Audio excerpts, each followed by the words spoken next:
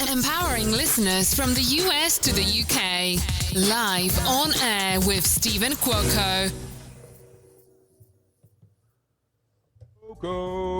At what point did you realize when you started looking into public relations, started looking into casting, you know what, Stephen, I'm pretty damn good at this. I think we should keep following this path. It really is effortless, Donovan. I mean, it would be the same of how you do your show. When you bring your all to the table with great intentions and no expectations, it just makes life fun and it makes the career of choice fun. You guys got it.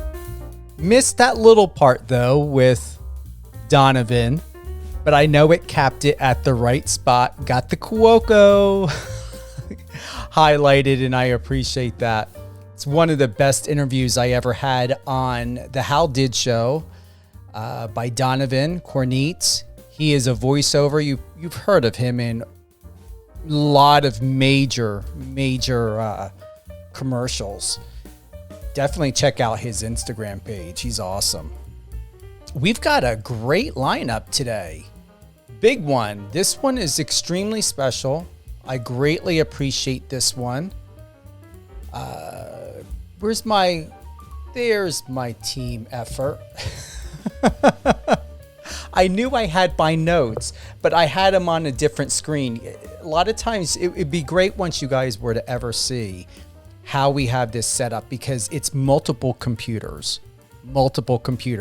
So I have different information on different computers in front of me at all times. And then that's not including what my team has, as well as what they're working with. You're listening to Live on Air with Stephen Cuoco on Power 98.5 satellite radio, as well as Biz Talk Radio. You can listen to all great things on Power 98.5 by downloading the app, tuning in on Alexa. Also, Power 98.5 is available on Apple Music. Biz Talk Radio is updating their app, so you shouldn't have any problems. There's no kinks. It is user-friendly. I know that it's important you're patient with them, because the tech team and a lot of them are updating and upgrading this year of the look and feel of the website and the app. I'm looking forward to having a show on Biz Talk Radio. I mean, not Biz Talk Radio, Biz Talk TV or Biz TV. But yes, it's a great honor to be on Biz Talk Radio. Wonderful people, great team.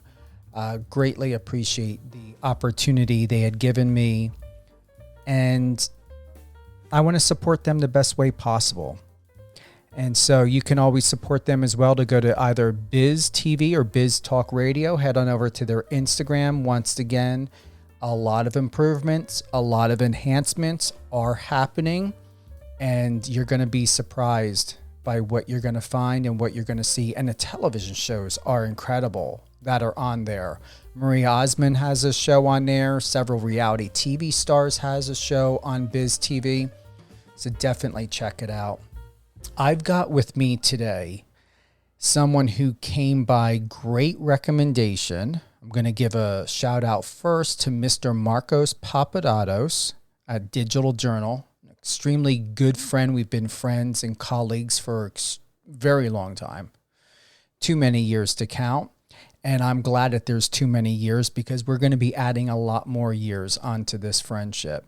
Also, a big shout out to Mr. David Rogers and the Australian Firefighters Calendar. Jacob Hacker is out there right now, or I believe he may be on his way back to the States, because they were just doing a photo shoot for the new calendar. We've got us this. Did you hear? Yeah. If you could only see my assistant's face right now, she's looking over the photos of Mr. Ricky Smith, and she's shocked that he's only 34.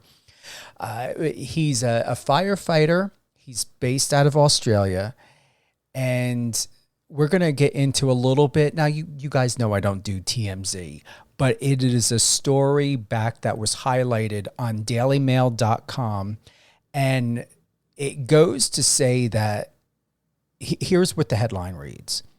Desperate shopper mocked after begging for help finding the handsome Stranger she spotted on a pillow in an op shop before his identity revealed. So it goes to show you that not only is Ricky Smith highly revered by both Marcos Papadopoulos and David Rogers, who's the owner, founder, chief executive officer of the Australian Firefighters Calendar.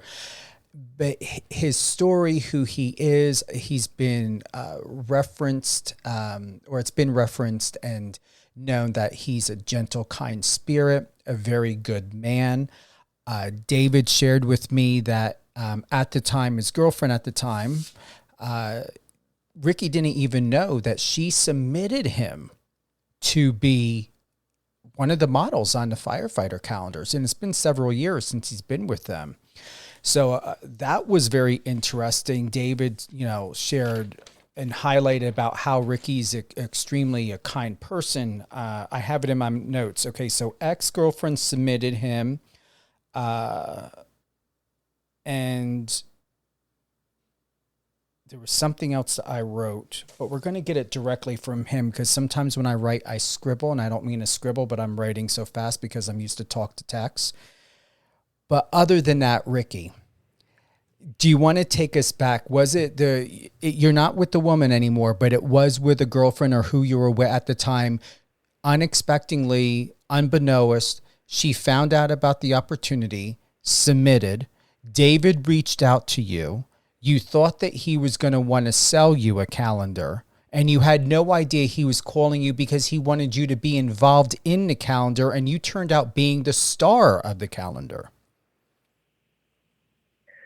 Yeah, that's right. I actually had no idea. So my girlfriend at the time dobbed me in and didn't tell me, and we were sitting there one day, and I got a call from Dave, and he said, "Hi there, it's Dave here from the Australian Firefighters Calendar." And I actually thought he was trying to sell me a calendar. So I said, "No, mate, I'm all right, thanks. I don't want your calendar." And anyway, he said, No, I've seen your application. And I actually had no idea what he was talking about. And then anyway, we got talking on the phone, and one thing led to another, and he ended up talking me into doing it. But he said, yeah, we're shooting in about 2 weeks. So I definitely wasn't ready for that. But, I said yes. I like to be a yes man. So I said yes, and you never know what opportunities might come out of it, and it's been an amazing ride ever since. So, not something that I probably would have put myself forward to, or something that I really looked at doing, but the rest is history. So I said yes, and basically went on a quick little 2-week diet, and the rest, like I said, the rest is history. We've got with us today Mr. Firefighter Ricky Smith. He hails from the Sunshine Coast in the beautiful Queensland. I've heard of that location, and I'm looking forward to one day visiting out there. Would never had thought you were 34. It still surprises me, because I said to David, he could pass for 26, 27. I don't even think it's important to even divulge his age at this point. Oh, that's very kind of you. That's a nice little compliment. I'm glad to hear that. So, yeah, that's very nice. You're a full-time firefighter. How long have you been in this profession? I've been doing firefighting for almost 8 years now, so it'll be 8 years in June this year. So it's gone really fast, those 8 years. I think shift work makes things go really fast. But yeah, 8 years in June for me. So you started at what, 25, 26 years old? Yeah, I was about 26 years old when I got in. Yep. Don't they usually start earlier, or is that only here in the States? In Australia, they tend to start a little bit later. They like you to have a little bit of life experience, something behind you. So they'll get a lot of guys that may have a trade behind them, or may have a uni degree behind them, or have been in the Army or Navy or the services, have a bit of life experience, have something behind them. So actually, when I got in at 26, I was sort of one of the youngest in my intake of about 30 of us. There was probably maybe another 3 or 4 around that sort of 26, 27-year-old mark, and everyone else was sort of 30 or above. So, yeah, they do tend to get in a little bit later here. They like you to have a little bit of life experience behind you. If I'm getting this correct, was it that, I don't want to get anything wrong here, you were a lifeguard before you became a firefighter? Yeah, correct. I was a lifeguard on the beach. So I grew up around the beach, doing a lot of surf life saving and competing in surf life saving. And then, I was working as a lifeguard on the beach before firefighting. What were your thoughts I'm sure you had have seen the picture. What were your thoughts to see that you were actually blown up, not to a small size? It looks like half of a body size of a pillow. Yeah, that was an interesting surprise. I wasn't actually aware that they were doing pillowcases, and then I actually got a photo sent to me by a friend. I was on one of their pillowcases in their room, so that was an interesting surprise. It was it was a shock, but it's been a good laugh. So yeah, it's been good. I got to ask, has family or friends or anyone, just for the heck of it, did anyone buy one or try to find a way to buy one and invite you over and be like, hey, we've got you in the house full time now, Ricky, you're a lifetime guest? I have had a few friends buy them and message me with photos of me in their bed, which has been pretty funny. But my mum is my biggest fan and biggest supporter, so anything like that, and make sure she gets it. So that's pretty cool too. What was it like? Because you've been with the Australian Firefighters Calendar for how many years now, or seasons? We've 3 years. Well, I've just shot for my 4th year. And that was this year, most recently, where Jacob was out at. That's right. Yeah, actually, just last week. Yeah. Yep. So is this calendar, because David's going to share with me more information. So we already have 2024. Did you guys get done for 2025? Yeah, that's right. So we normally shoot in about March, April time for the following year. So we shoot in March, April, just gone, for 2025. So by the time they get it all sorted and all the organisation that goes behind it, then, that's sort of September, October, when the photos come out, and then they start sort of selling calendars sort of towards the end of the year for that following year. I'm absolutely surprised, because that's why I asked, is because this year's calendar was literally just done. And it amazes me that we're going on about a year ago, and I cannot believe a year is going to be almost past of when David and I were talking about all of this, I think like maybe a month or two afterwards, because Marcos and I are a huge supporter of what he does, this mission, the importance of the Australian Firefighters Calendar, and then how they did something so different by bringing a couple guys in from the States, and one was from Canada. And so do you like the way that it flowed this year? What was it about this year, last year, or this year's calendar? What are the differences that you're really loving about how it's evolving? I think that, yeah, like you said, bringing guys internationally, bringing guys from America and Canada. We even had a German guy. I just love the way that's evolving internationally, and getting to meet these guys from all around the world. They're all great guys. We're all, at the end of the day, firefighters. We all get along really well. We obviously share common interests and common passions, so it's just really good being able to talk to these guys, and then seeing the calendar evolve with not just Australian guys, having international guys, and breaking into that market overseas has been amazing. Because, like you said, it is all for great causes, and it's a great mission. So the more that we can help raise money for charities all around the world, the better, really. So yeah, I think it's fantastic. We have here in the report that you appeared in all 6 versions of the 2022 calendar, plus the cover of the classic edition, which has been marked as something that's unprecedented. Yeah, honestly, I don't know what happened there. I don't know how I did it, but it wasn't something that I was expecting. And being my first year that year, I really had no expectations at all. I didn't really know, I guess, all what it was about. So to do that was, I was super happy, and beginner's luck, I guess. Just to recap, we have with us today an extraordinary human being, someone who is an absolute inspiration. It's been said that he is a role model. We have Mr. Ricky Smith, all the way from Australia. And just to let all of you know how incredible this is, we're doing the live right now a little after 4 p.m. Pacific time. And it is only, what is it, Ricky? So it's 4:18 right now exactly Pacific time Thursday, but it's what 9:18 your time in the morning, but it's Friday GMT. So you're a day ahead, and you're like all of these hours ahead. Yeah, that's right. In the future, I can tell you what's going to happen. Isn't that incredible, though? Seriously, hey. It's amazing, and I think it's incredible. Technology these days is to allow us to be able to talk, and all these, me being all these hours ahead. It's pretty cool. It is amazing. Well, what I appreciate even more is, as much as people are enjoying doing videos, and I'm all about having a professional production, especially to do videos, but it is extremely comforting and enjoyable to be able to have a quick chat over the phone, and you don't have to worry about prepping up and getting beautiful. And if you want to be lazy or have a beer or coffee or whatever it is, once again, it's 9 o'clock, a little after 9, and your time. It's evening my time, or getting close to early evening. I just love how this is, and I appreciate you taking the time out of your schedule, to be with us today on Power 98.5 as well as Biz Talk Radio. After your call, or during your call with David Rogers, what was it that was the moment, whether it's the aha moment or the moment that it just clicked for you?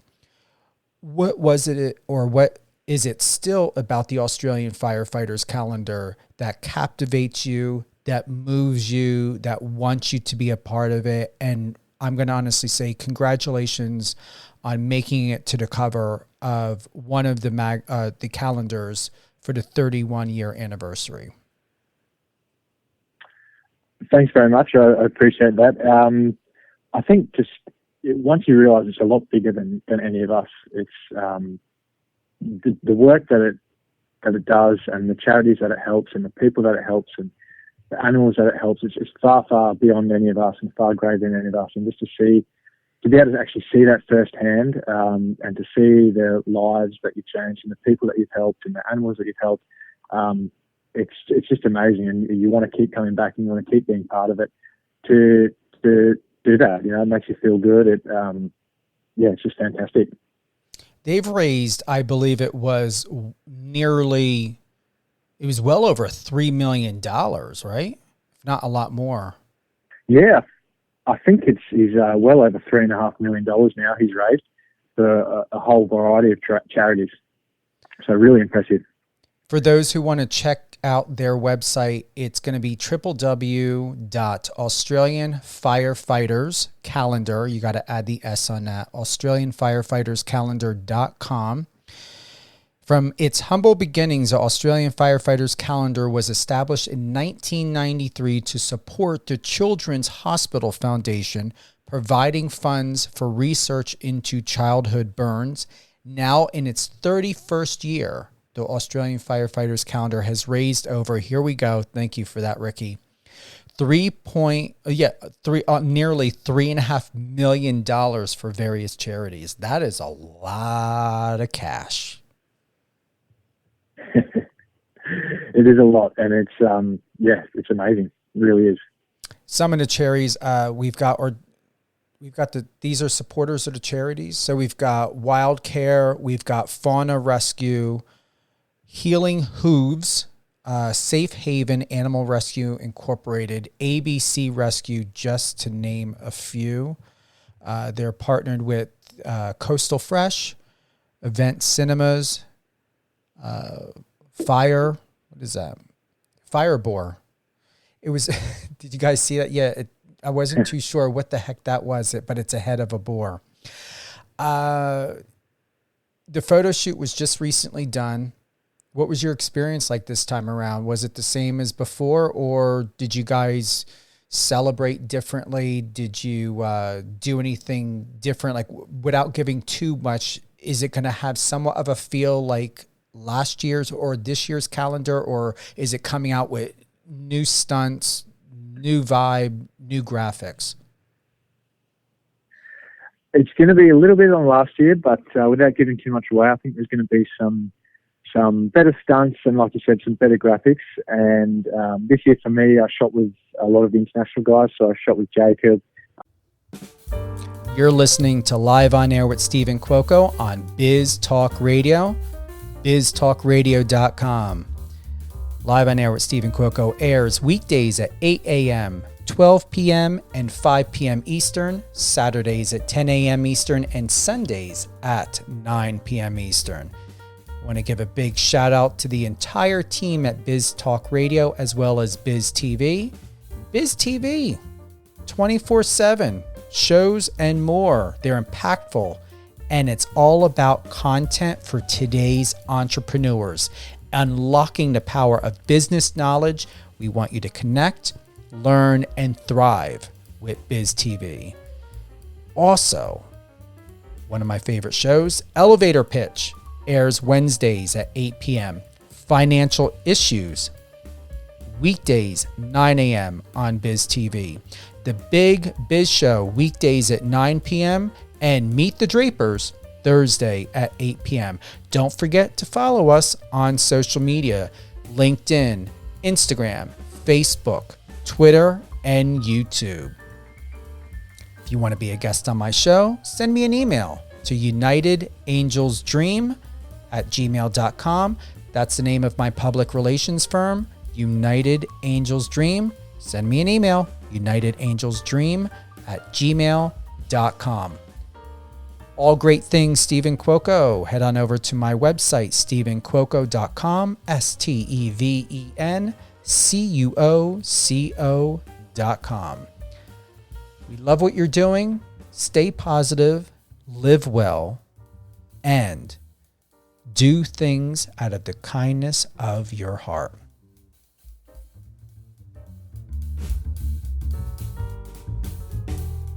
It was Steve from Canada. So that was really fun, and we got to do a little bit of sightseeing and touring around, and we all celebrated. We went out after and we had a nice dinner, and ate lots of food, which was really good. We showed them around a few little local places, so that was really fun. And we shot with a few different animals this year, so I won't give too much away, but there's a few different animals in there. So yeah, it's gonna be a really good year. At first, when you started, you had said, I didn't tell anyone at work. I was trying to keep it a secret as long as possible. I think I might have said I was going away. Was anyone trying to call your bluff at that time, trying to play inspector or, break whatever code? I mean, how well did you hide it, or did you give it away and kind of incite people to wanting to figure out what you had up your sleeve? Well, yeah, I thought I hid it pretty well. I tried to hide it pretty well. There was a few people a little bit suspicious, but I did think I hid it well. But then when I actually got back to work, that first day back to work, someone had obviously found out, and they printed out a big poster of me on the front, and they basically plastered it on every single wall around the fire station, every toilet door. It was everywhere. There was just plastered around everywhere. So I didn't quite get away with it, but I tried. Someone, James is asking how many countries we have. I've got it on. Let me see here. I do have it on paper. I believe it's 99 countries. Yeah, the calendar sold James in 99 countries. What were you about to say, Ricky? No, I was going to say, yeah, I'm pretty sure you're right, about 99 countries, yeah. All right, we've got to go to, this is what I'm curious about. I've never had any topic points or talked about anything that's got like a TMZ type of saucy vibe to it, but this is interesting. Okay, I got to recap again. This was just last year on June 5th, dailymail.com. The headline goes, desperate shopper mocked after begging for help finding the handsome stranger she spotted on a pillow in an op shop before his identity revealed. What was that experience like? It was interesting just to, for somebody to, I guess, try and seek me out. To actually have seen me in a shop, it's a weird feeling, especially, just coming from just being, an ordinary firefighter and And then to have that experience is quite surreal, I guess. I actually got a message from someone on Facebook saying, "Have you seen this?" And they pointed me to that person on Facebook who was looking for me, and I just said no, I hadn't seen it. I think I made a little joke, and basically just said something along the lines of, "Oh, tell her, if she's single and her dad owns a pub, then so get in contact with me, just as a joke." And the next thing, there was a big article about it in the paper, and all sorts of stuff. So it was surreal, that's for sure. Yeah, I mean, they were referencing here, quote, or I'm quoting, "A woman has tried finding a hot stranger using social media." Another one. "She found his face on a pillow and appeared love-struck." For anyone who's just breaking out into, whether it's social media or it doesn't matter whether you're famous or not. I mean, your Instagram, and I'm not encouraging you to make it public, your Instagram is on private. You can safeguard yourself no matter how much, but when somebody wants you or they want to find you, this is proof. They're going to go to any lengths to where the media, I got to read this again. "A woman has tried finding a hot stranger using social media." I'm going to honestly tell you, it makes sense to me because of you and I have been able to get to know each other a bit, and just knowing what you look like, I'm not surprised. But ultimately, if the situation was different, Ricky, would you have dealt with it differently, and how would you have done that? Like, I mean, obviously she's not bothering you now, right? No, definitely not bothering me now. But like you said, the power of social media is huge these days. So, whether I would have dealt with it differently is, I'm not so sure. But yeah, it's interesting. It is, because it's a topic I wasn't too sure about, but if you don't mind sitting with me for a moment. Yep. The climate online and even in the news has changed dramatically.